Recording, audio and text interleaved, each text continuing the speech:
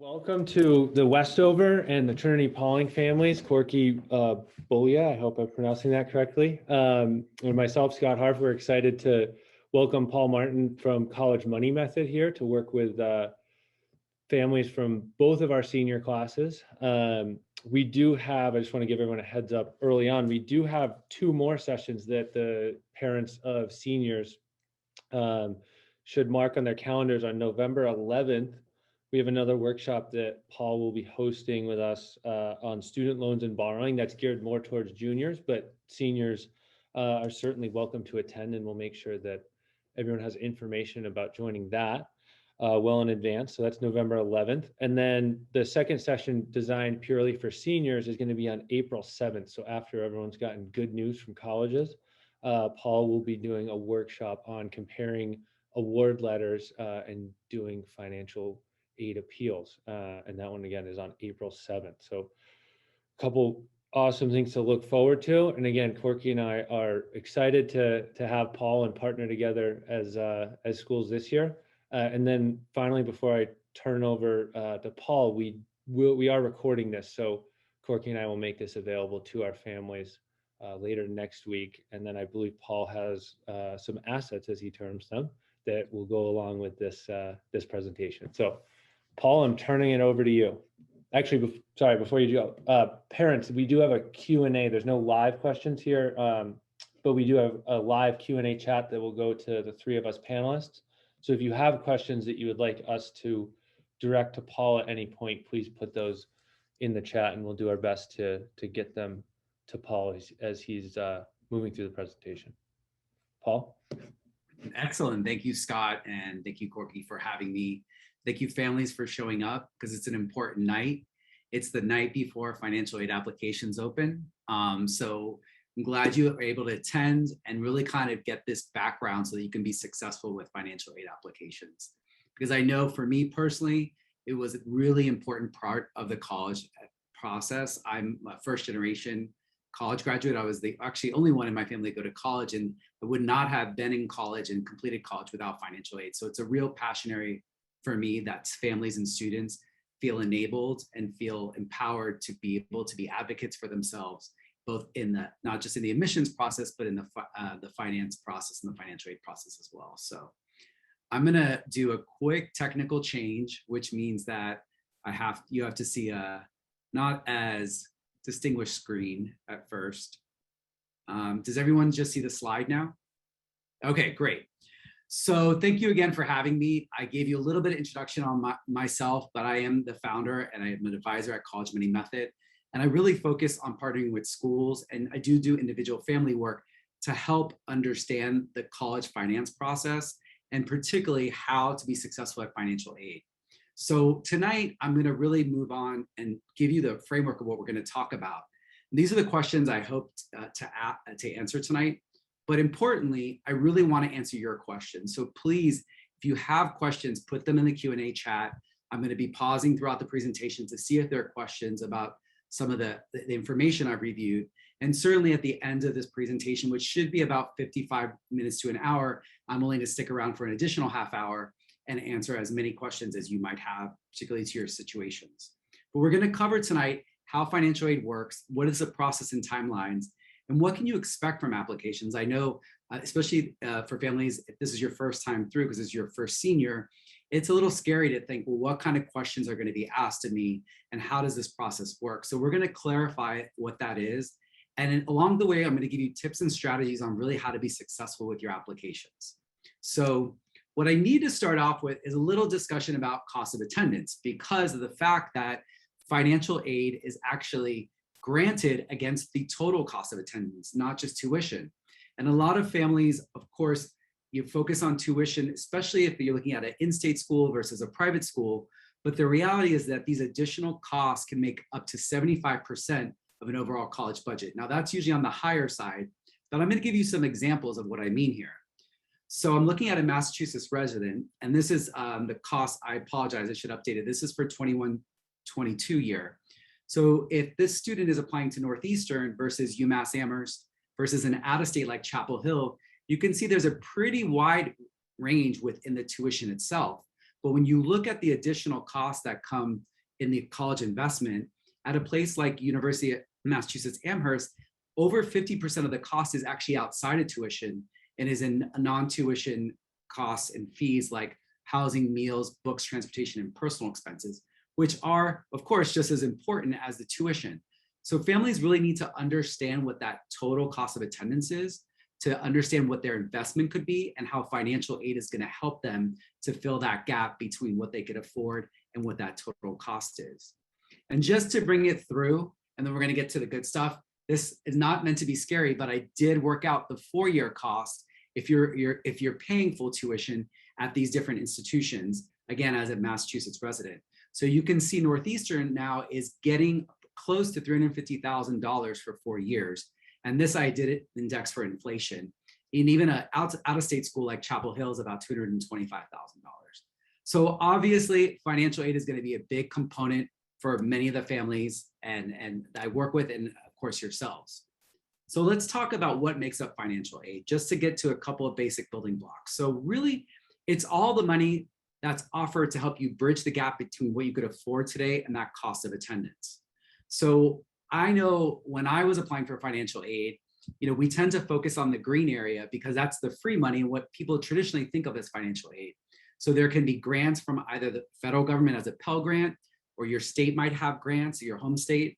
And then colleges and institutions are going to make up the majority of grants and scholarships by offering institutional money like need-based grants or merit-based scholarships. However, pretty much every financial aid package, with the exception of a handful of colleges, will package in what they call self-help aid, which are loans and work study. So loans are clearly your money that you're going to be paying back in the future. That's why it's called self-help. The federal work study is a federal subsidized work program for students term time so that they can earn money in order to afford and pay for college. And then colleges might be offering a mix of campus jobs and potentially let you know what private loans are available. But this is what ends up being a financial aid package. It's both the free money, and then there's going to be self-help packaged in. So when we talk about help you bridge the gap between what you can afford today, we really need to answer the question, well, what is what I can afford today? And it starts with this concept of expected family contribution. You're going to hear EFC maybe with your counselors, or even if you're reading stuff online. So EFC stands for expected family contribution. And it's effectively the family's ability, or your family's ability, to pay as determined by the 2 applications we're going to go through in detail tonight. So the first one is the free application for federal student aid, which is known as FAFSA. And it is uses a methodology using your income and assets to determine your EFC. And College Board has the CSS Profile. This is required by about 150 private colleges and a very small handful of state universities. And they use a different methodology to come up with this same ability to pay, which is called expected family contribution. And I know that applications are opening tomorrow, actually technically at midnight, and people might already have their minds to that applications. But what I can tell you is, and I really encourage every family, there's a free calculator on College Board that would allow you to enter the basic information that you'll be entering in the applications. It's an EFC calculator, and you can see there probably in the small print, it will calculate both the federal methodology EFC and the institutional methodology EFC if you're applying to schools that will require CSS Profile. And the reason why this number is important is clearly it's a starting point for you to understand what the expected contribution would be, but also it's a number we're going to use throughout our conversations and our workshops, because it's a number that helps you understand if your financial aid award in April is going to be fair, and what your appeal your ability to appeal, your opportunities to appeal are. So knowing your EFC could be very valuable for you. It shouldn't take you more than 15 minutes, and you could actually not have to log into College Board. You can do this anonymously. You're a little worried about people knowing who you are, and just enter your data and get those numbers so you have those in the back of your pocket. When you have your EFC, you can do one more thing, which is really important, is to understand your demonstrated need. Because demonstrated need is the amount that's left over to pay after the full cost of attendance is the EFC is deducted from your full cost of attendance. So what's interesting here is when you know your EFC, You'll also know that your financial aid eligibility can change quite a bit from university to university. So in this case, if a family has their expected family contribution coming out around $35,000, they're going to qualify for more aid than they're expected to contribute at Northeastern. But at their in-state school, where the total cost of tuition is lower than $35,000, they actually don't qualify for need. And then at Chapel Hill, it's someplace in the middle. So you can see where EFC becomes a really important instrument to start to understand your demonstrated need and the potential you have for accessing need-based financial aid, which is what these two applications are really focused on tonight. One other building block we need to take into account is once you understand your demonstrated need at a particular school, we have to understand the college's financial aid policy. Do they award primarily based on need, which will require you to have need at that school? There are plenty of schools that offer merit-based awards, which will require no need. So you could be that University of Massachusetts family and your EFC could be $50,000. If there are merit-based awards coming from that university, you're as eligible as anyone else in that case. One thing to note, a lot of families will ask me, well, then do I have to fill out these financial aid applications? And the reality is it depends on the college. A lot of colleges still want to collect data because they have to report data out in what's called, the common data set. And they typically will report which non-need students get merit aid. Well, they won't know if you're non-need unless you're applying. So a lot of colleges will ask you to fill out the application. It will not impact your ability to earn merit-based awards, but it's additional data point that they can use to just understand the fiscal health of the students coming in. Okay, are there any questions? I really want to give you guys a baseline to understand how need-based financial aid is built and some tools already that you can go and use tonight or on tomorrow night instead of getting right on FAFSA, which we're going to talk about deadlines. Maybe you take a breather and just get to understand kind of where you fit in the need spectrum. Okay, so I'll move on. If you have questions, we'll definitely have plenty of time at the end. So let's talk specifically about the two applications that I've mentioned. So again, the free application for federal student aid is, as the name says, it's free. It's actually administered by the Department of Education, and it is going to be required by all colleges in which you apply for financial aid.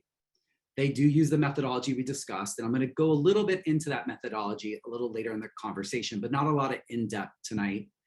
And importantly, it unlocks access to federal student aid programs. And the biggest program that every student will qualify for are student federal loans. And I'm going to talk about what that program looks like. But one thing to know is that, sometimes families' EFC seems a little high. They might not qualify for a lot of need-based aid, and they feel like they need financing. Well, student loans can be an affordable way to do it, and if done responsibly.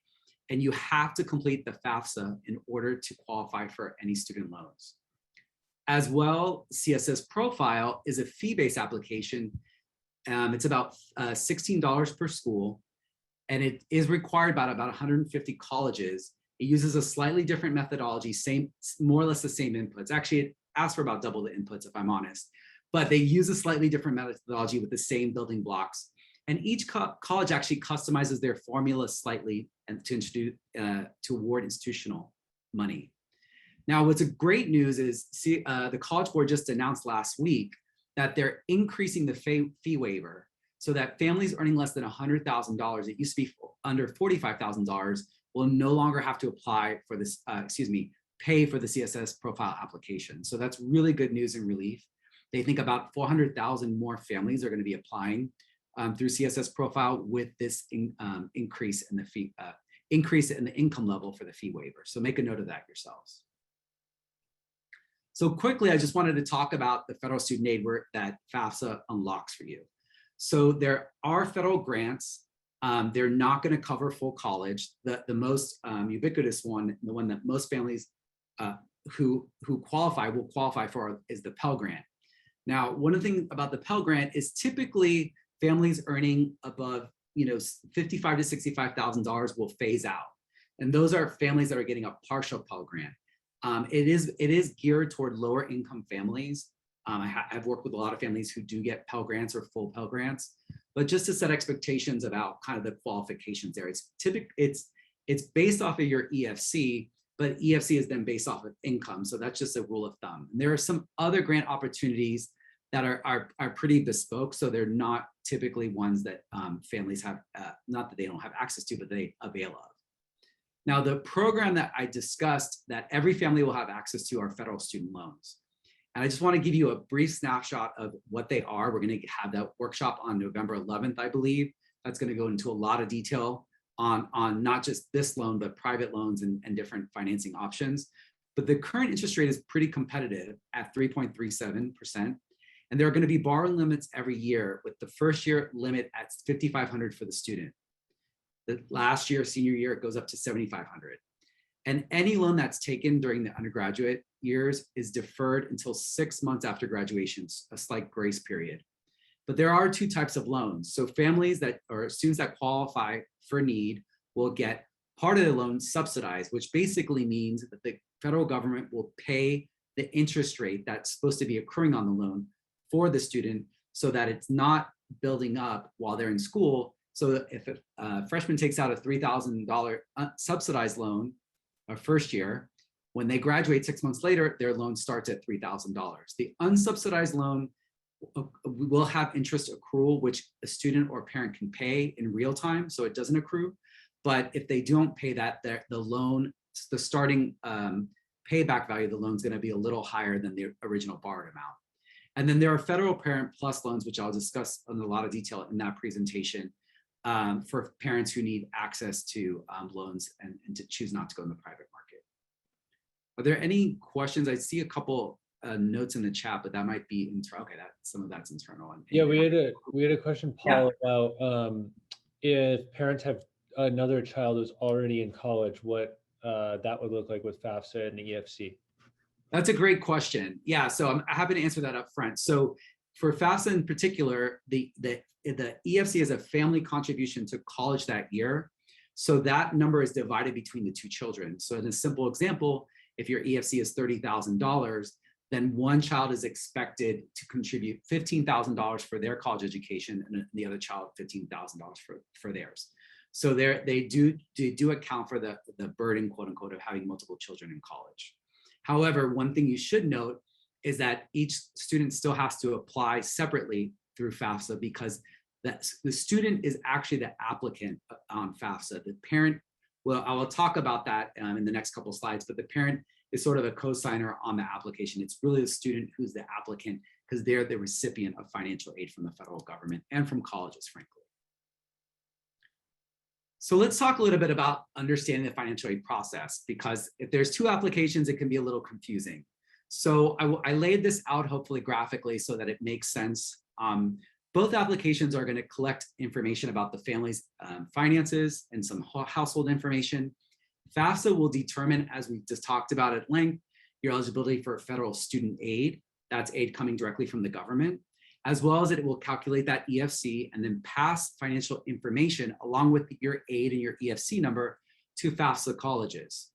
And those colleges will use that data and the federal EFC to award institutional aid. Now, what's interesting is schools that require College Board will collect your information through their application, and they pass that that financial info to colleges. And the colleges do not look at the FAFSA data or the EFC to award their institutional aid. They're going to substitute the profile data to come up with their own EFC calculation and then decide on your institutional aid. Every CSS profile school, though, will require the FAFSA as well, because they want to use that federal aid your student might be eligible for to package in with their financial aid award. So they kind of take from the top, and then they decide on their institutional aid from the bottom, ignoring the FAFSA numbers for their own college money. Whereas FAFSA only schools, obviously they don't have access to CSS Profile, so it's a process above. So I hope that's clear on why schools might require two applications and how they use the applications differently. In terms of getting started, so one thing you can do is get your FSA ID, which is Federal Student Aid ID. If you're a married couple, or if you're married parents, only one parent needs to register to get one ID, and the student needs to create an ID. You'll need a social security number and an email to do this. And then you'll each use your own ID to complete and sign respective sections. It's one application that you can log on in two ways to co-complete it. But again, the reason why in this case the student needs their ID, well, there are a couple of reasons. One is that they are the applicant themselves, so they'll electronically sign, so will the parent. But this FSA ID is actually not created on the FAFSA website. There's a separate website, which is the Student Federal Aid website. The reason why that ID exists separately is because that is your gateway to all federal student aid.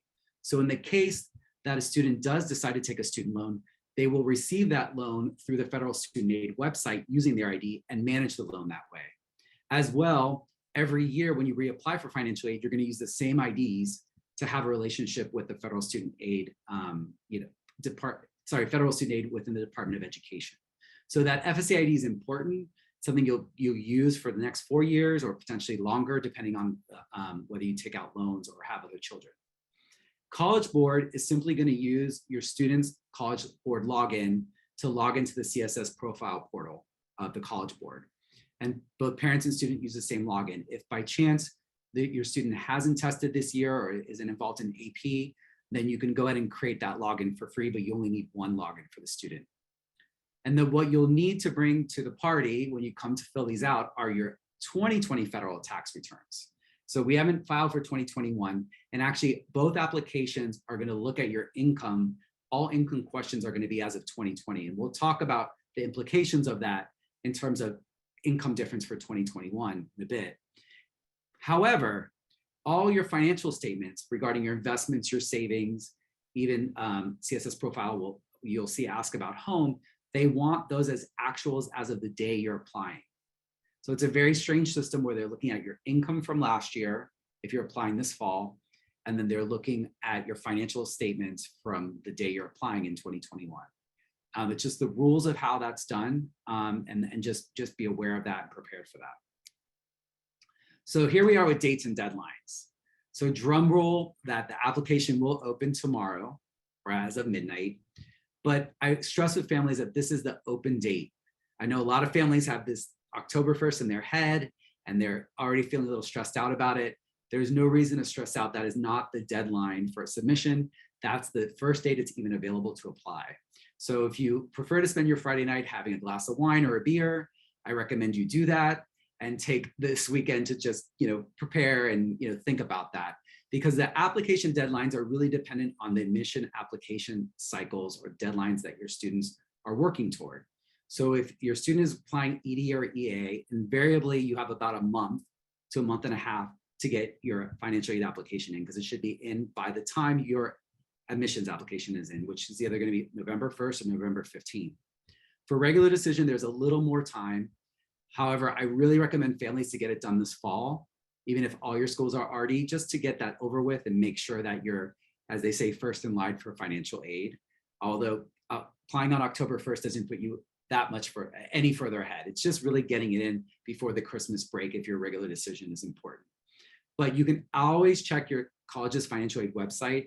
They're going to very clearly say what the financial aid application dates are vis-a-vis the admission cycle that your student's working on. So it's going to be a little homework I'll give you later. It's like write these all down, of course.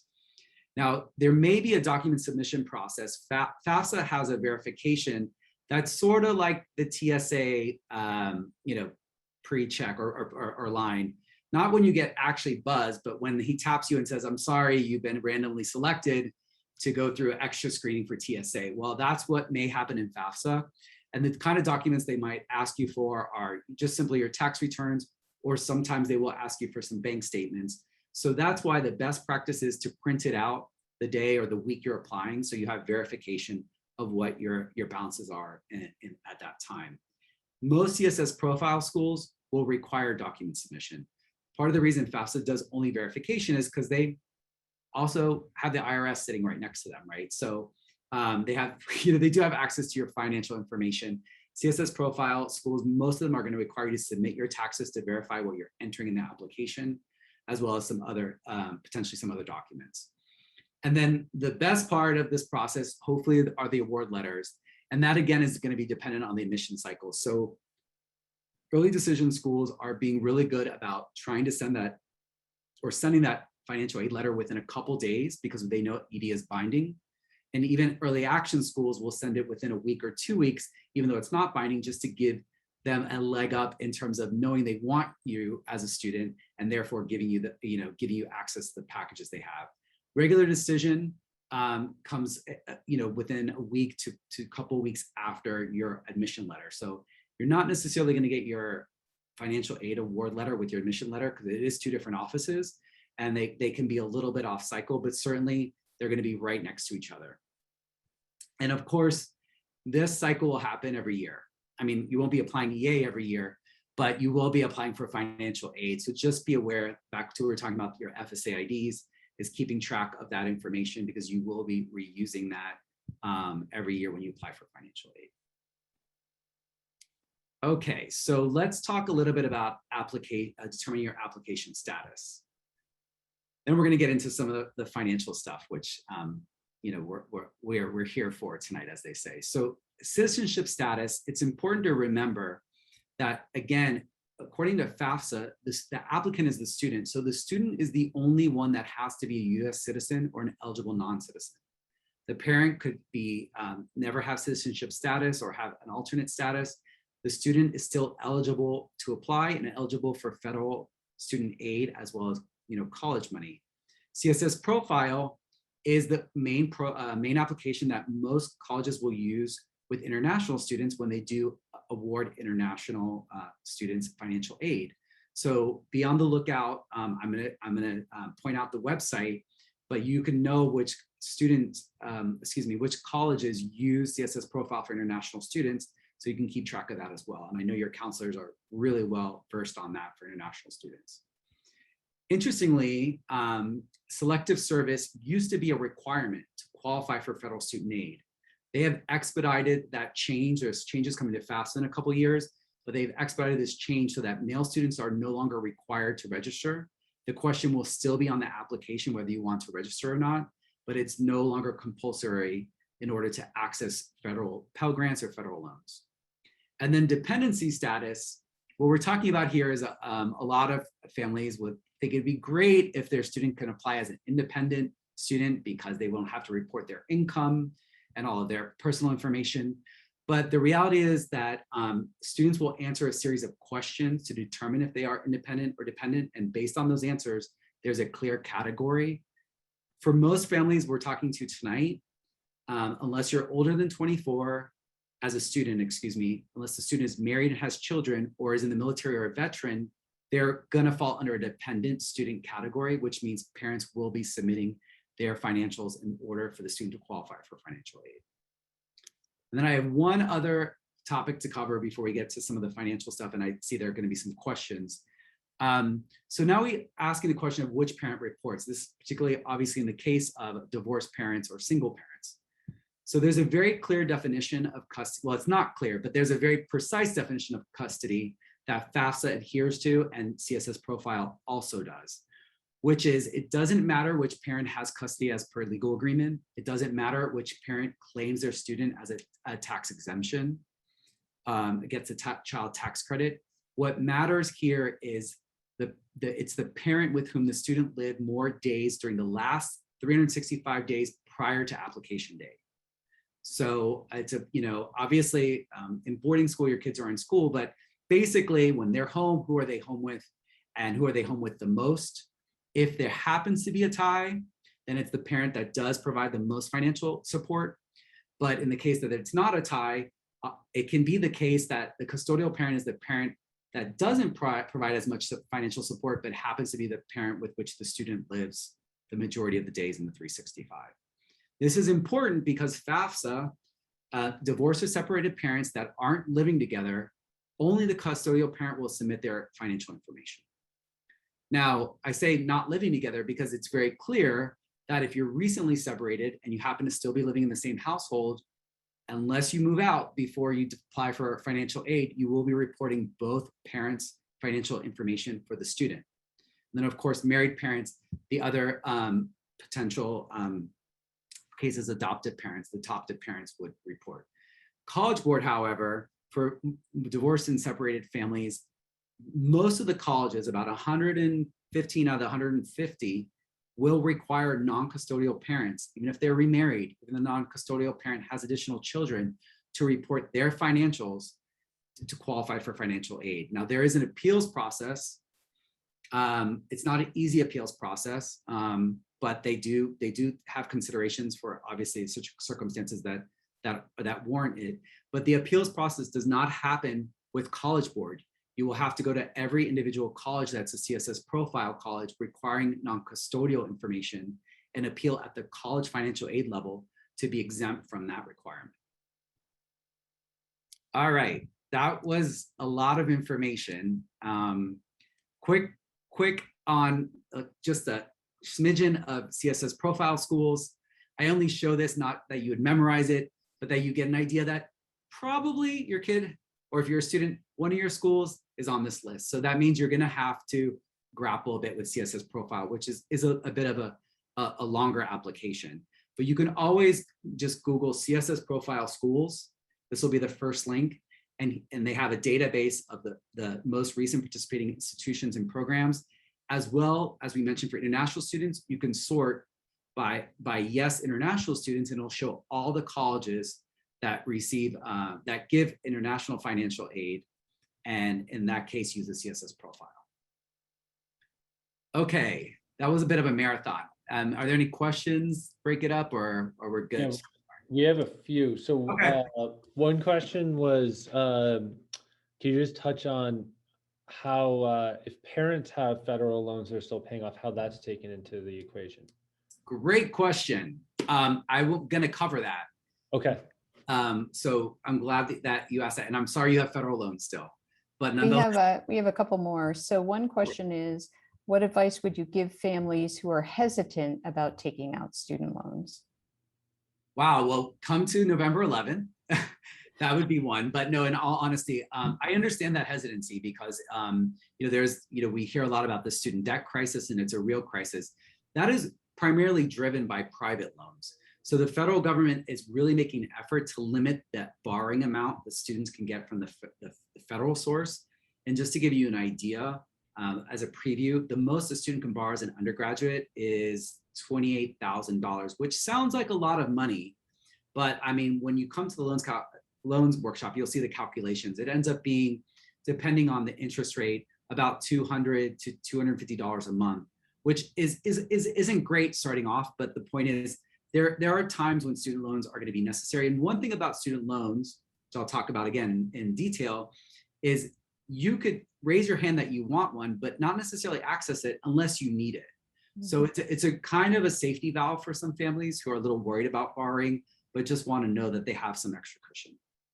So another question is there an advantage to completing the FAFSA sooner rather than later? Good question.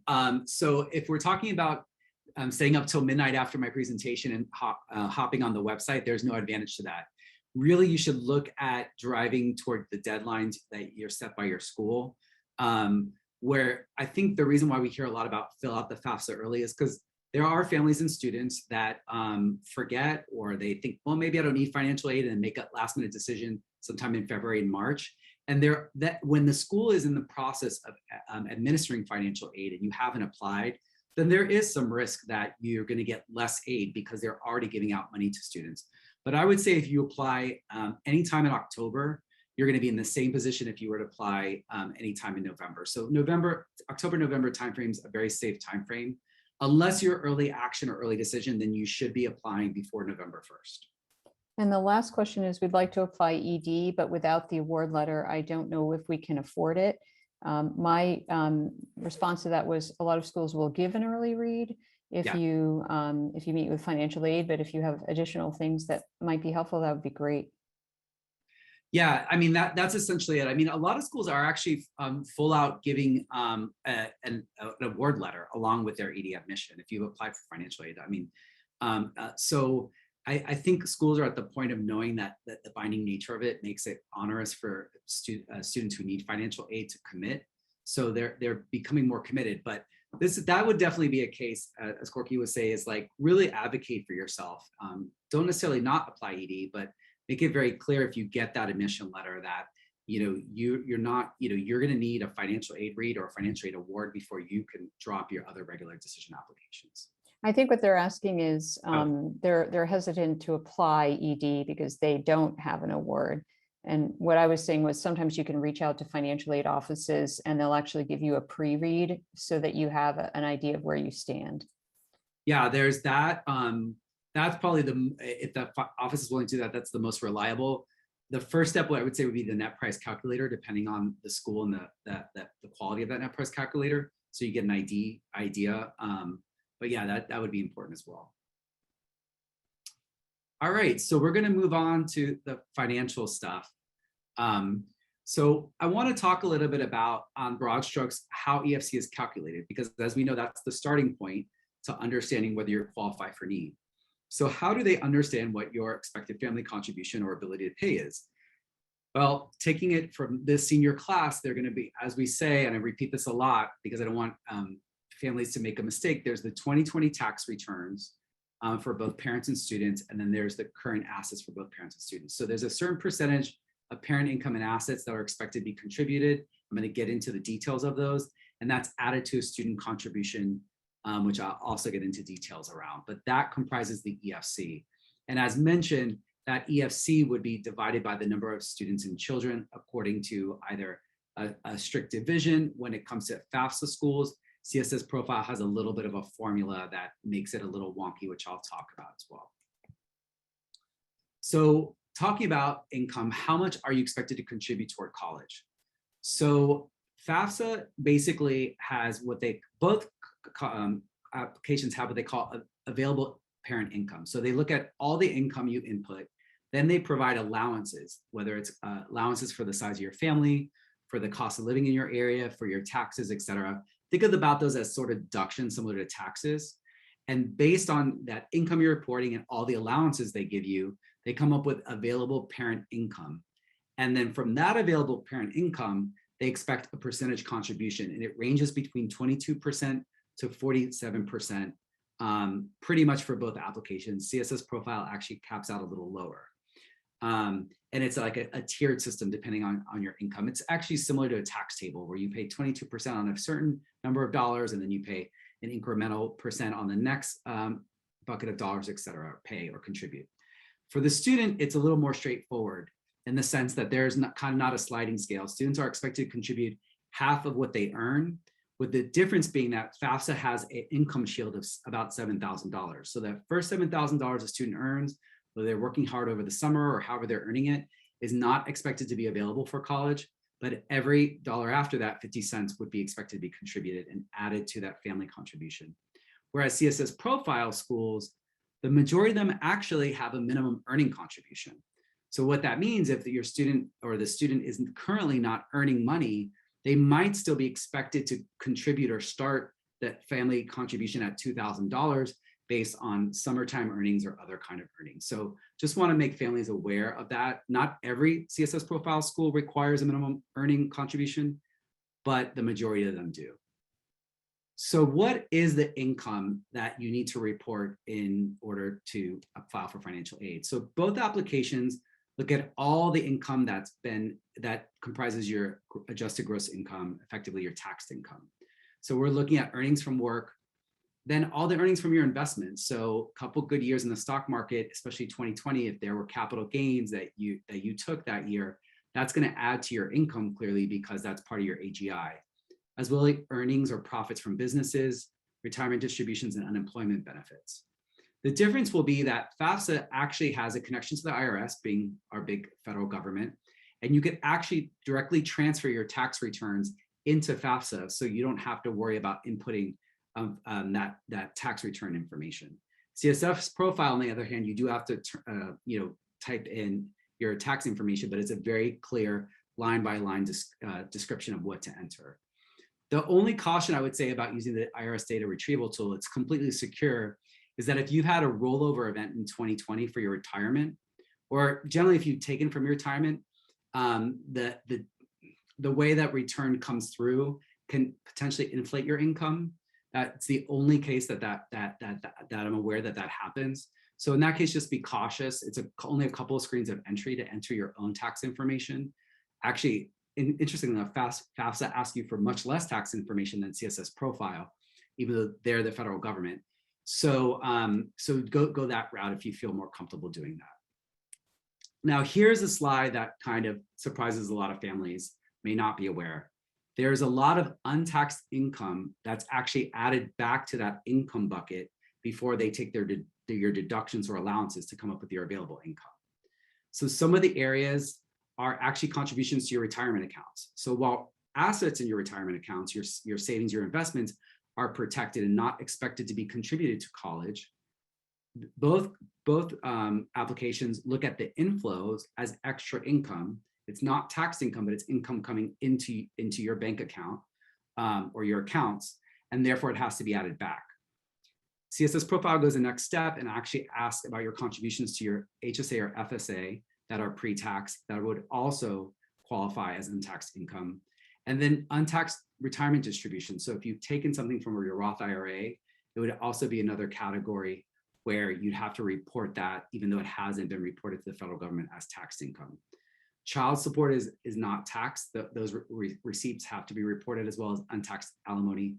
And then there are some other categories here that are going to probably not apply to a lot of families, where it's a housing allowance, workers' comp and disability, and untaxed foreign income. The other categories, I'm highlighting these in red because these are ones that, as I work in individual families, tend to be problematic. One is, families will sometimes use money from their Roth to do home improvements and stuff because of the tax rules that allow for that. That will inflate your income. The other thing is student money received or bills paid by relatives. So I actually was just talking to a family at another boarding school, and it turns out in the strictest sense, if you're having relatives pay tuition for your students today, they're sending a check directly to the college, that is considered income the student needs to claim for 2020 on their FAFSA or CSS profile. And then parents who receive money from household members. Just so you know, if you have other children, candidly, one way around this is for the parent to receive that money, because no gifts to the parent are reported, and then the parent pays the bill directly. So that is kind of in the strictest sense, the rules around how student money that's received or bills paid needs to be reported outside of the family, of course, by relatives.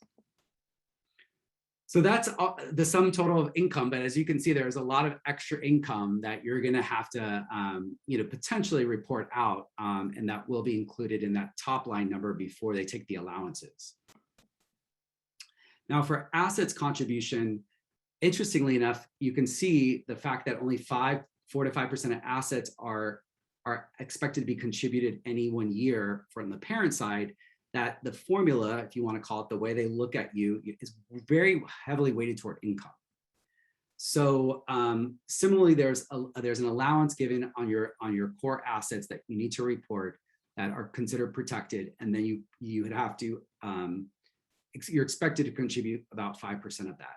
Now on the student side, there is no allowance. So anything in student accounts from $1 is considered available, and their contribution rate is much higher because, again, thinking about it in terms of the rules, since the student is the applicant for financial aid, they would be considered a greater contributory to their education, and so therefore they're expected to give a higher percentage of their assets here. So what are the assets that you have to report? One good thing that I mentioned is you're going to be reporting nothing in your retirement account. Now I say that, and CSS Profile will ask you for your retirement account balances, but they're not counting those toward your contribution. But FAFSA asks you nothing about your retirement accounts and says several times, never include money from your retirement accounts. But they will ask you for your balances on the data filing from checking and savings, and then most typical investment accounts that contain stocks, bonds, mutual funds. 529 plans and college savings plans I'm going to talk about in more detail, because that's one category that I really want you to understand the rules so that you're not over-reporting, you're reporting correctly. You have non-retirement annuities, so annuities outside of your retirement. Trusts are another area on the student side that need to be reported, even if the student doesn't have access to the money. This particularly happens with these UGMA and UTMA accounts. It can be opened by grandparents or godparents that are are generous and contribute a little bit every year because they can grow tax-free. Even if they're still under custodianship of that relative and the student doesn't have access to the money, it's considered a student asset and the student has to report that balance as of the data filing. So please be aware of that. The other categories are precious metals and commodities, installment, and then the other one that I want to be cautious about is this category that only applies to CSS Profile, which is called parent money and siblings accounts. If the sibling is 18 or younger, or younger than 19 and not in college.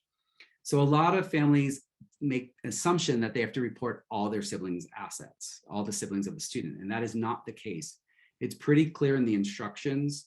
It's not as clear initially, but when you read into the instructions, they were really looking for parents who are putting money in siblings' accounts to kind of quote unquote hide it or park it there for a while. CSS Profile doesn't allow for that, and so they will require you to report that. But anything that is clearly owned by a simple savings account or checking, or even if some of the siblings are getting into investments, if that's their money and they've started that investment or savings account, please don't report that on CSS Profile. Okay, so 529 plans. I have a little grid for you, but I'm going to try to explain it, and you can watch this little segment again if you need to, and I can answer a lot of questions when we're done. So the rule is, the overarching rule is, if the 529 plan is owned by the parent, then you report all 529 plans owned by the parent, regardless of who the beneficiary is. That would include the student applicant and any of the siblings, which is very counterintuitive for people because you're thinking, well, I'm saving for my student's sibling, brother and sister. Why would I report it on the student's application? I can't give you an answer other than that's the rule. Because it's owned by the parent, it's considered a parent asset. Similarly, if the 529 is owned by a student, that would be considered a custodial account where the student owns the account, but the parents are custodians of the account. Those are also reported, but reported as a parent asset. So sounding interesting, okay. So if the student owns the account, it counts as a parent, so it's not assessed at that 20 to 25% rate, which is great. Now this is where it gets a little more confusing. I have an actual example for you. If the 529 plan is owned by a sibling younger than 19 and not in college, well, let's put it this way. If a 529 plan is owned by the sibling and it's only a custodial account where the parent is the custodian, you never report that on FAFSA. So we're seeing a little bit of maybe a loophole here.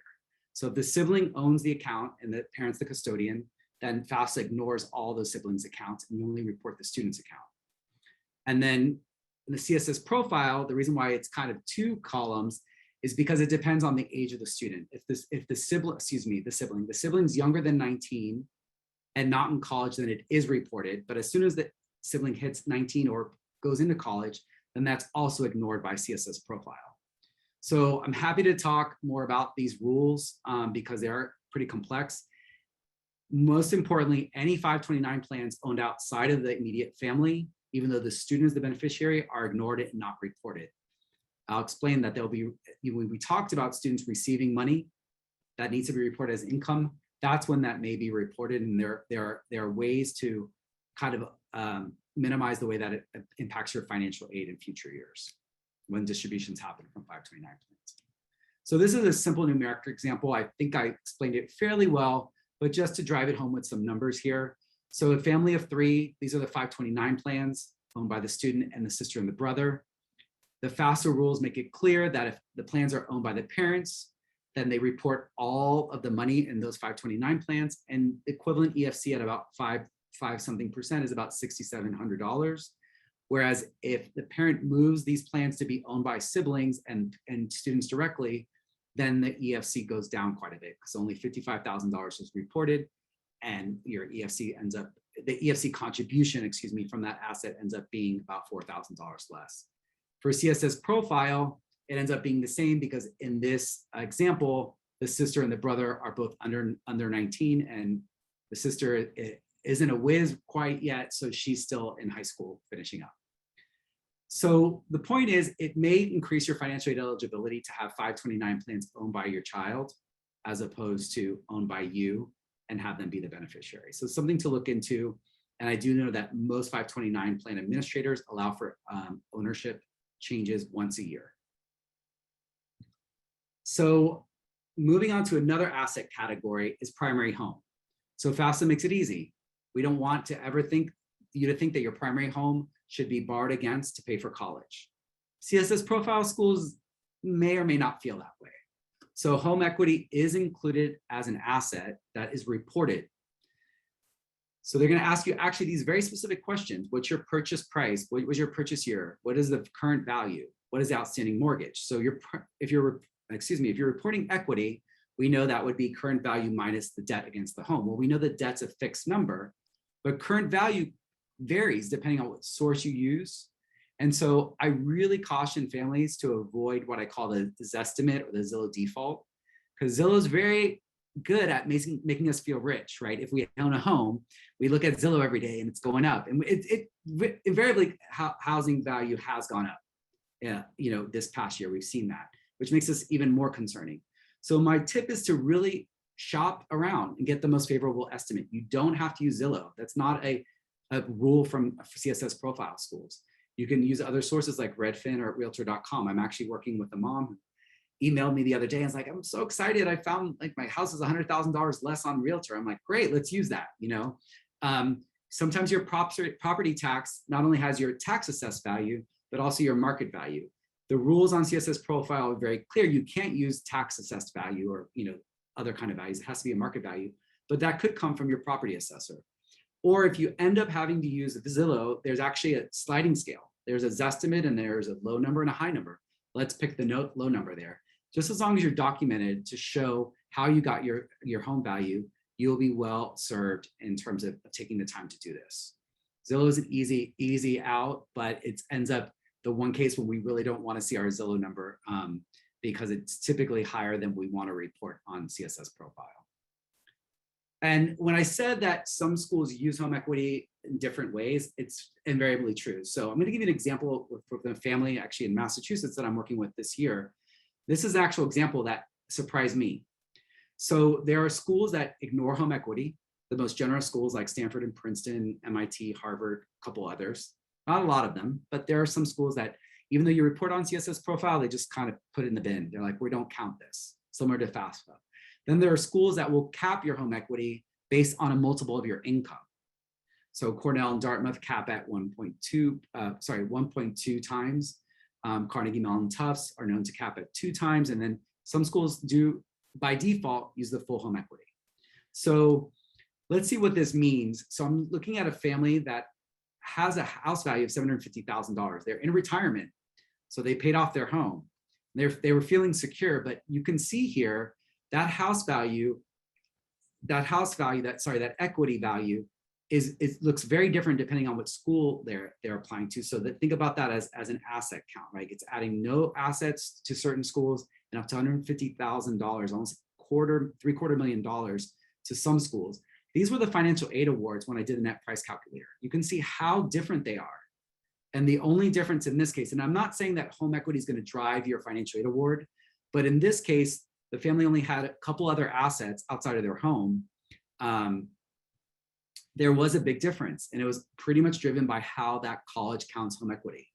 So it's an important thing to consider.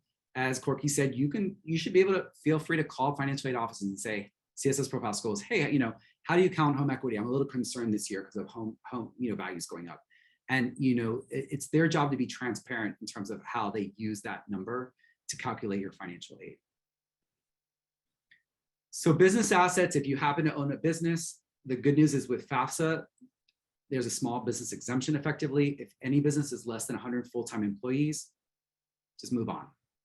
If it's not, then you report, kind of physical value of the business. CSS profile, unfortunately, has no small business exemption. So people who have small side businesses or might be holding properties in an LLC, et cetera, you will have to report a hefty amount of business data. There are 17 questions. I have these in the guide with some tips on how to report to these questions. And some of them will rely on your tax forms beyond the income that you reported in the income section. And then additional properties I want to hit on really quickly. So a lot of people say, well, I do have my property in an LLC, or the LLC manages it. The reality is that you have to report equity in a second property or a third property in FAFSA unless the property is owned or deeded by the business entity. So if you own these properties in your name, then those are considered investment properties that belong to you. They will need to be reported, the equity value of that. And then in CSS Profile, because there's no small business exemption, effectively every property gets reported. We want to use the same rules if you're reporting property for FAFSA and CSS Profile in terms of coming up with the most favorable equity value that you can report on those. So I want to wrap up this section to talk about some common things I see with families that you should just consider as asset decisions that can impact your eligibility. So one is sometimes I have families saving for retirement, which totally makes sense in a real world, in their brokerage accounts, not realizing that that money is considered available from a college point of view to pay for college. So, senior year might be a little late to be moving money, but I mean, if, going forward, if, for future years when you're applying for financial aid or if you have other kids, think about maxing out your retirement accounts if money is meant for retirement. You want to minimize assets held by the children, except for 529 plans, which we said are counted as parental assets, because that contribution differential is so great from 20 to 5% down to 5% or 25% down to 5%. If it makes sense, you may want to change your 529 plans to custodial plans, meaning owned by the child with parents as a custodian. It could improve, just generally speaking, your kind of the way you report assets. And then if you do have your children that are beneficiaries of UTMAs and UGMAs, depending on how much they are, and if it makes sense, if you planning on using some of that for college, you could move some of that money into a custodial 529 plan. Again, a 529 plan owned by this child, which will be counted as a parent asset, which moves that contribution rate. And then the other one, which is not, not going to Macy's and buying a whole new wardrobe necessarily, but if you have debt that you're holding, or if, let's say you had a furnace you're waiting to repair till December, but you're going to report FAFSA in November, could you accelerate that purchase, put a down payment, bring down a little bit of the cash in your savings and checking? Again, not as a manipulative measure, but just for families that were planning on using that money anyway, and know that whatever they're reporting on the day of reporting might necessarily be in their account come the time they receive financial aid. So some things to consider there. So I'm going to wrap up, hopefully get done in 5 minutes. And then if your brains haven't melted, if stuff isn't falling out yet, I'm happy to answer questions. But I do know this is a lot of information. And I do really want to commend you all for sticking around, being part of this conversation and learning as much as you can. And as mentioned, there are going to be resources coming your way as well, which I'll discuss. So CSS Profile has a whole additional series of questions beyond what we covered. And some of the questions are kind of interesting ones. So there are questions that are going to get at your ability to pay. So they will ask you pretty directly how much you currently pay for private school. The idea is that if you can afford this much for senior year, you can probably afford at least that much for freshman year of college, right? So that's a question about ability to pay. Now, on the flip side, if you're earning or you have a lot of financial need in scholarships, it can work in your favor, but it does get to ability to pay. They're going to ask you if the student currently has private or local scholarships they're going to be bringing into college, or if they're going to be availing of employer benefits like a tuition reimbursement, just to get an idea of additional cash coming in beyond what you're reporting for your income and your assets. And then they do ask pretty directly if you're planning to have relatives and others providing funds for college.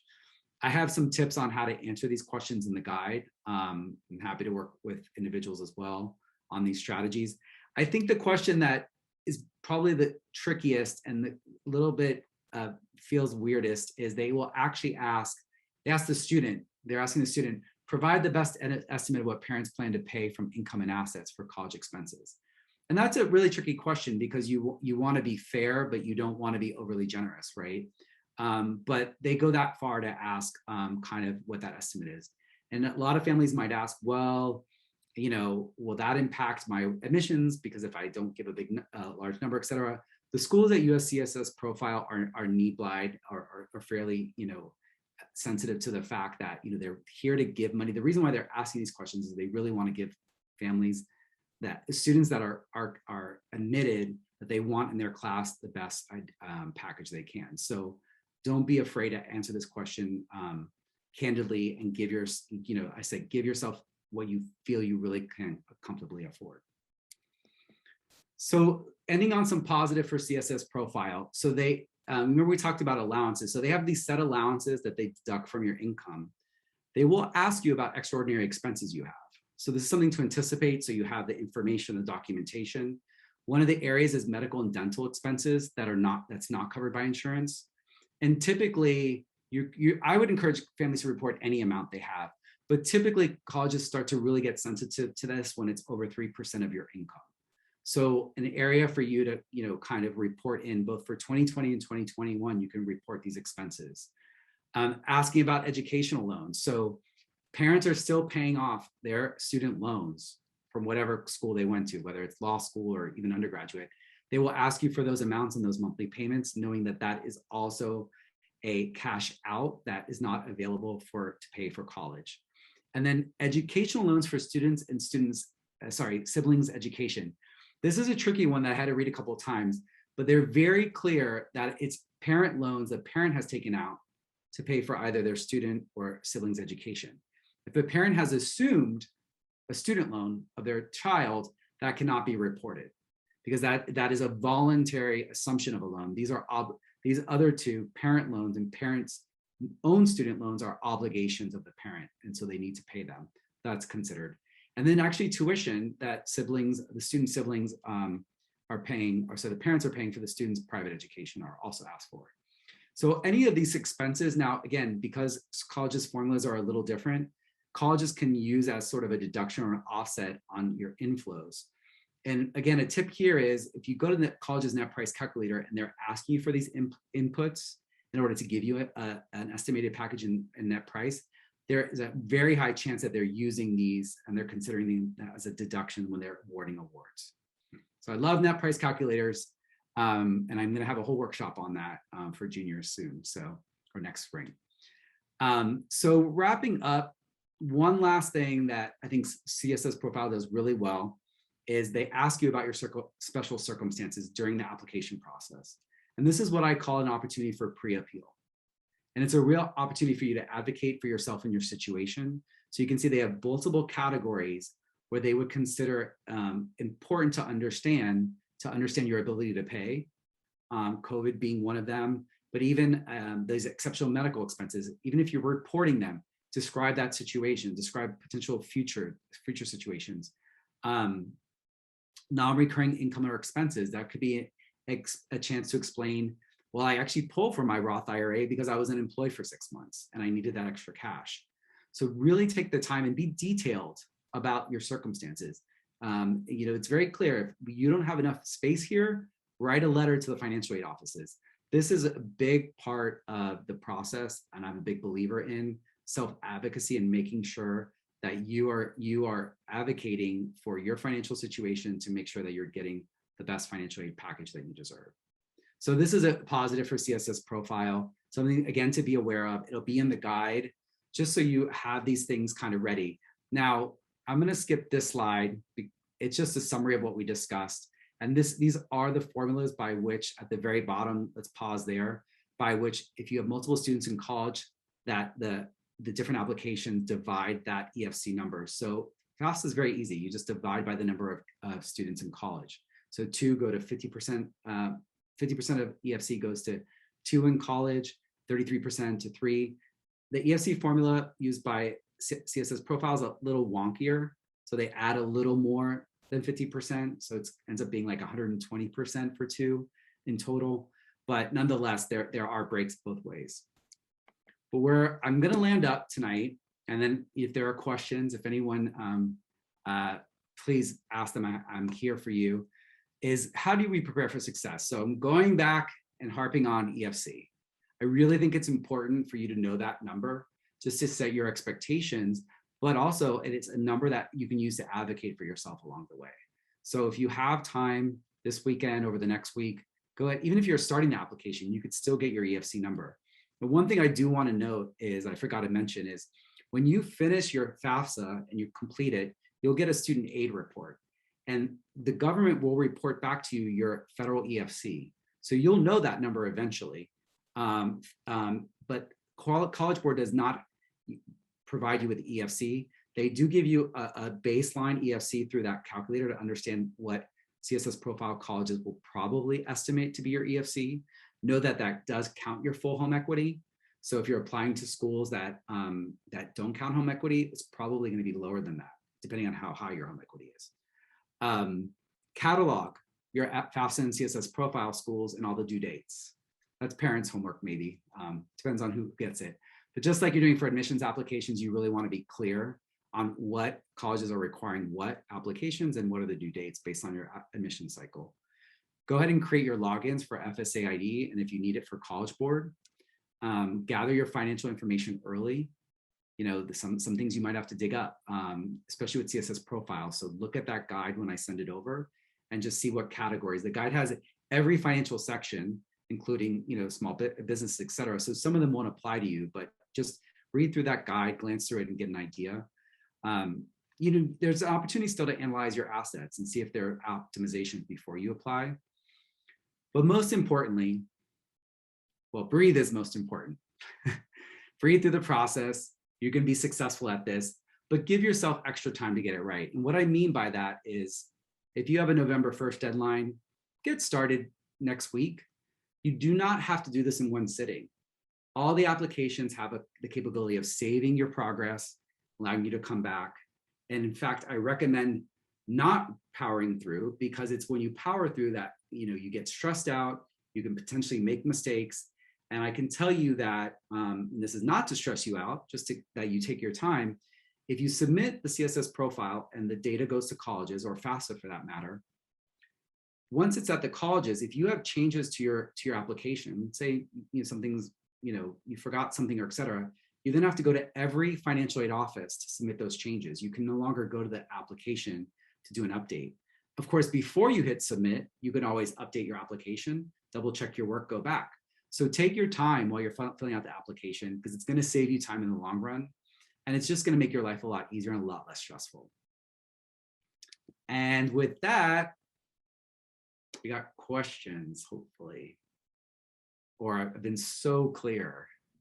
We have a few questions. I was gonna say, I can't be so clear because the process is not clear and the applications aren't clear. So, you know, my sympathies to families seeing this for the first time, because I live and breathe this, and sometimes I get tongue-tied and twisted around what the rules are and stuff. So again, I really commend you all for being here tonight and taking the time to get that baseline knowledge. So yes, fire away with questions. Corky, go ahead. Okay, so it says, please ask him to repeat that point about home equity. We didn't catch it. Okay, sure. I'll rewind a little bit and I can talk Thank about. you. Absolutely. So what I was saying about home equity is the following. So FAFSA will not ask you about home equity. In fact, they say pretty clear, if you have properties to report, do not report your home equity, only additional properties you own, investment properties. CSS profile will ask you to report your primary home if you own it. And they actually ask you for all these specific questions that I have listed here, which will be in the guide. And what I was saying about home equity is that obviously you have an outstanding mortgage, that's going to be what the outstanding mortgage is, but the current value, so they're asking you basically what your market value of your house is. They want you to turn to a source to get that, not just make up a number. But there are multiple sources to go to, and oftentimes Zillow is going to be the highest value source. So you want to consider other sources to kind of shop your home equity, home market value to derive your home equity. Now, maybe what you were talking about is how do different colleges use home equity? And the fact is, although CSS profile will collect this information and send it to every CSS profile college you're applying to, different colleges use home equity differently. Some colleges ignore it completely. On the other extreme, some colleges use the full home equity and add it to your assets that are available for college. Then most colleges are somewhere in the middle where they'll cap it, knowing that if, for example, you only earn $100,000, but your home equity happens to be $500,000, well, they're going to say, we're going to count your home equity as $120,000 at Cornell, because we don't think it's fair that we should expect you to draw on a $500,000 of home equity you've built. And then I walk through a numerical example of this, of a family I'm working with whose home equity is worth $750,000. Their income is about $110,000, and their son is applying to all these schools. And when we calculated their financial aid awards with net price calculators, there was a wide variation that would be explained by the fact that schools will count home equity differently. So their assets looked much larger to Brown, NYU, and Notre Dame than they do to Stanford and Princeton and MIT, which put a 0 in that asset bucket when it comes to their home equity. That a little clearer and a little more slow, hopefully. Maybe you just missed it. If there's a follow-up question to that, go ahead and ask it. We'll get to it. Next question we have is, does either method, so FAFSA or the CSS profile, assume both parents should be employed? And is there a quote unquote penalty if one spouse is not employed? No, not at all. You report your financial reality. So if a parent chooses not to work, then your income is going to be lower, and there's no requirement. You know, I'm working with several families who either from a retirement point of view or just a choice point of view, one of the spouses is not working, and we just fill out the application that way. So there's no penalty at all. And then another good question, are there colleges, is there a list of colleges that you know off the top of your head that ask you to only fill out the CSS profile once just the year you apply versus Yes, every year? Yes, that's a growing trend. I haven't cataloged that, to be honest. In fact, I was just talking to a family yesterday. I know one is Rhodes because I'm advising a family, and she's like, well, my son's at Rhodes and we never have to do it again. I know because I'm down in Florida, University of Miami has that policy. I think it's a growing trend. It depends on the school. So unfortunately, I don't have that list of colleges that have that, but it should be pretty clear. If you have your student's college list, or if you're a student, you have your list, go to the financial aid website. I've been to University of Miami's website. It's like, if you're a returning student, you do not, submit the CSS profile. So it's just a little bit of work to document that for yourself. I think Wheaton College in Norton, Mass is the same way. And Yeah. I think their philosophy is the extra expense it costs to fill out the CSS profile is unfair. But they have a form that they ask you to fill out, like a follow-up form. So I think the schools that don't use the CSS because they don't want the parents charged again, Right. often will have an additional form.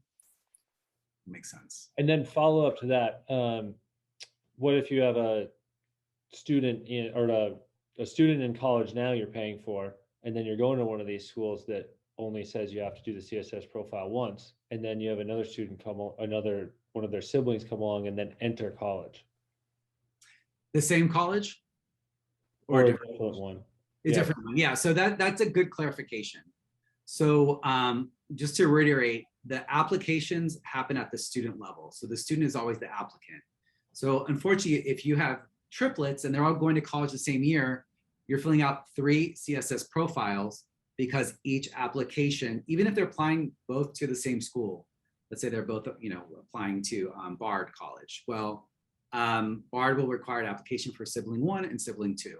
So the application is a student application. So therefore, they have to submit separate applications, either to other colleges or the same college.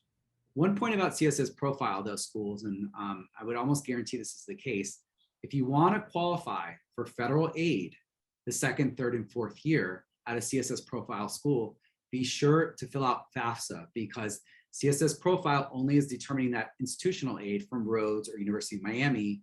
If you need the loan or if you qualify for a Pell Grant, you do have to fill out FAFSA every year. So that's a little caveat on getting out of the application process after the first year. Any other questions out there from people? One question that I had this afternoon from a parent is, if you have 2 kids in college at the same time, it's become clear to this parent that not each college wants 50% of that EFC. Some are a little more greedy and want more. And is there any way to negotiate that with colleges? Because if you're meeting your EFC as about what you can pay, having to pay 120% of that seems a little daunting. Yeah, that is a good question, and that kind of goes back to, and then I do want to answer one other thing that might be on people's mind, which is change in income, because that's coming in other workshops. But let me address this one first.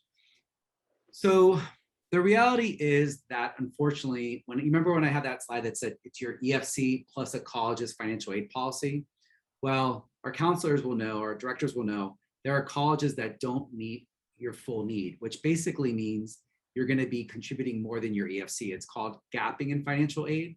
And there's data out there that I'm going to have a whole session on with juniors on how to uncover gapping, right? If they're in the need category, and figure out, some colleges are known, like, the headliners to just meet full need and not require loans, et cetera. But the reality is most colleges are in the middle, and there may be some gapping. So to answer that question, it would be possible to do an appeal and ask for my financial aid. But if the college has a historical policy of gapping, then the chances are that they're going to just require more money from the parents in terms of loans, et cetera. Because going back to that question also about, well, if I apply for financial aid, will I diminish my chances to get in? Well, the answer is no, because if a college wants you as a student and they know you're talented, they're gonna admit you. The way that, well, you're asking for a lot of financial aid, that some colleges account for that is they gap. And that's an unfortunate reality, because we know there are families with real full need that at some point might have to turn away a college just because the college will not budge on that. One of the most notorious ones in the general vicinity is NYU. They're traditionally known not to be very generous. And if you look at the data, which I love to do, it's right there in the data that their average need met is only 69%. So that means they're gapping up to 30% on average students. Now, of course, they will meet some students at full need, but that means they're meeting some families at 50% of their need. So anyway, that's an irrelevant but a whole nother conversation, which is why we're engaged this year in workshops. But to answer questions for families concerned about the fact that they're submitting 2020 information, but they might have had an unfortunate income change or a hardship in 2021, let's address FAFSA first. So FAFSA is pretty much a government form. You're reporting 2020, you're reporting 2020. However, according to federal law, every college has to administer what's called professional judgment, which basically means they have to allow you the opportunity to appeal and submit additional financial information based on your current reality to show them that you might be qualifying for more financial aid. So if you're applying for a FAFSA only school, the next step would be to reach out to the financial aid department and understand the appeals process. If it's a larger school, it tends to be posted on their website so that you can go ahead and start advocating for yourself that in fact you just submitted FAFSA for your 2020, but your 2021 income is half of what it was, or what have you. So FAFSA is that has that process, but not through the application. CSS Profile, however, when you look at the guide that I created, they will ask you your estimates for 2021. So while they're collecting your 2020 data in terms of your solid tax forms, they're asking you, well, what is your situation in 2021? What is your estimated income? If your asset balance have changed, well, your assets would be the same, but if you're, basically your income has changed. And they've added a question this year that will say, is there potentially a change in 2022? Because that's actually the year that your senior is going to be in college receiving aid. So CSS Profile, again, as bad of a rap it tends to get in terms of the number of questions and then somewhat intrusiveness, they have a lot of opportunities where they're really trying to understand your reality. And one is that they will ask you about income for 2021, what you think, how you think you might be impacted in 2022. And then, as we know, there's a special circumstances section where you can actually explain your situation and detail your finances. But that's been a unfortunately popular question in the last couple of years with COVID, and generally speaking, I mean, families can unfortunately come on hard times and need to advocate for themselves in that way. Back to just circling back to the percent of need met that you were talking about with NYU too, Paul. But I believe, Corky, are you guys using? Are you all using College Kickstart again this year? Yeah, we are absolutely, and it's a great tool because it breaks it down, need-based Yeah, seniority. And I'm looking at a plan right now, and the need-based financial aid summary has that stat that Paul was talking about for each school on your son or daughter's list of percent of need met, That's great. which is just a good starting point. And then the page underneath that will always have the merit-based financial aid summary, which is for each school, which is a whole nother helpful tool. Mhm. For Right, many. so generally then the idea would be that if your EFC is a little high, right, then you may not qualify for need-based, but that second sheet on College Kickstart then allows you to shop for schools that give merit aid that might close that gap or lower the amount that you're expected to pay because your kid is sparkly.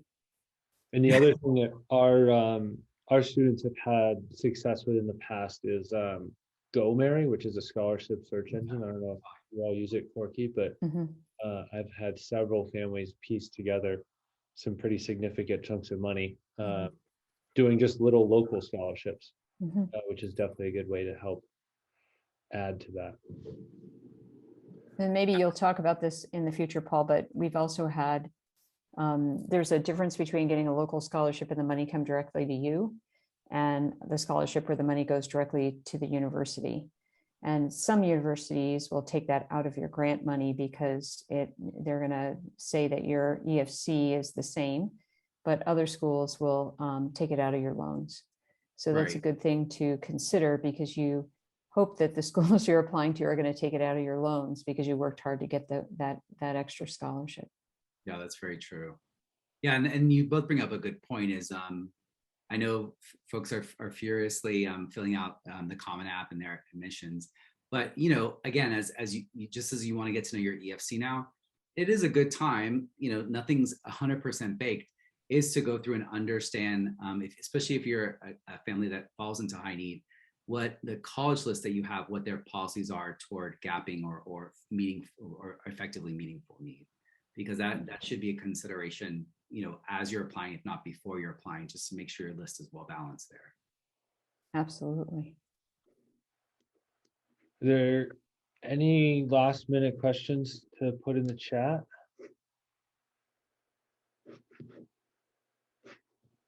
I don't see anyone typing, so I think we're in good shape. 30 seconds to put it in.